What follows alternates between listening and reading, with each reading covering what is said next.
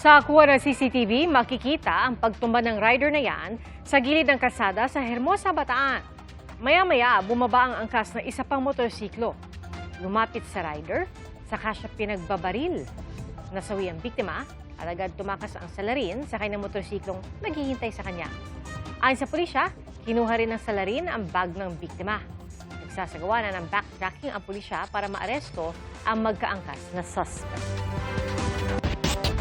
Hiniling ni Senador Jinggoy Estrada sa Sandigan Bayan na payagan siyang makapagpiyansa para sa kasong plunder. Non-bailable ang kasong ito na may kaugnayan sa 573 million pesos na kickback umano mula sa mga proyekto ng DPWH.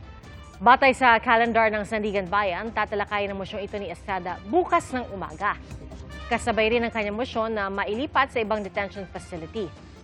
Nakadetine pa rin si Estrada sa New Quezon City Jail at ang kapwa-akusado naman niyang si dating DPWH Secretary Manuel Bonoan inilipat sa pribadong ospital. Dahil po sa taas ng kanyang blood pressure, kailangan daw niya ng continued management at specialized care. Bagay na hindi raw maibibigay ng PNP General Hospital dahil nasa level 2 lang ang kanilang pasilidad.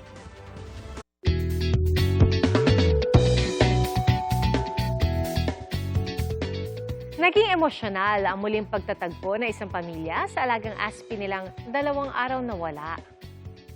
Coco!